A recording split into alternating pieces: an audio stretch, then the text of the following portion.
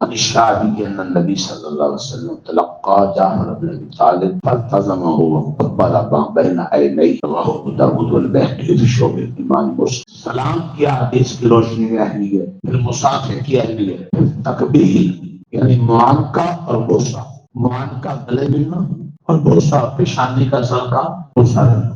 کل تفصیل بتلا دی.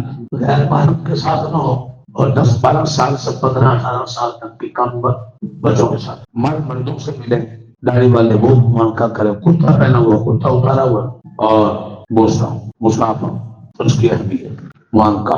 امام شافعی یہ تابعی ہیں، یہ نقل کرتے ہیں مرسل، یعنی ان میں اور حضور پاک صلی اللہ علیہ وسلم کس واقعہ میں درمیان میں کسی صحابی کا واسطہ ہے. رسول پاک صلی اللہ علیہ وسلم نے جعفر بن ابی طالب جو ہے علی کے بھائی تھے، وہ جو حبشہ سے واپس آئے، حبشہ گئے حضور پاک کے نوئیدہ بن کر، جب وہ واپس آئے تو آپ علیہ السلام نے ان کا استقبال کیا. اللہ کے رسول ان سے لپٹ گئے. تلقا جعفر بن ابی طالب، حضور نے استقبال کیا، فلتزم لپٹ گئے یعنی معانقہ فرمایا.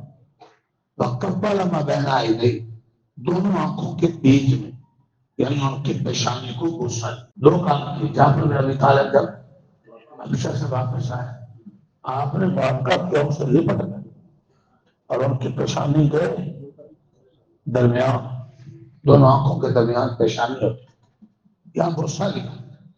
کیا خوش نصیبی کی ان کی، جن کو حضور کا لگا اور حضور پاک بوسے لے. یہ مقدر کی بات، قسمت رشد کرے. ایسے بدبخت بھی ہیں معاشرے میں جو ایسے حضرات صحابہ ان کی دل کی طبیعت آپ نے طرف پیار دی. قرآن مجید میں جن کو رضی اللہ عنہ رضوان کا، اللہ ان سے راضی ہو، جنت کی سب سے اونچی ڈگری ذائق خلافت دی، اللہ کا راضی ہو جانا ان کے لیے اعلان دنیا میں ہو. جن کے ایمان کی تعریف اللہ نے قرآن میں اولئک کتب فی قلوبہم الایمان، اللہ کہتے ہیں ان کے دلوں میں ایمان لکھ دیا. جن کی نماز اور سجدوں کی تعریف اللہ نے کی، تراہم رکعا سجدا، کبھی رکوع میں ہوتا کبھی سجدے میں. جن کے اخلاص کی تعریف اللہ نے کی، یبتغون فضلا من اللہ ورضوان، رب کے فضل اور رب کی رضا کو چاہتے. ایسے دنیا میں کتے بھی ہیں ان پر پہنچے. یہ روافض ہیں، کبھی سیدنا ابوبکر صدیق کے خلافت پہ شک کرتے، کبھی حضرت عمر فاروق کی عدالت پر، کبھی حضرت عثمان پر، کبھی ماں عائشہ پر، کبھی صحابہ پر.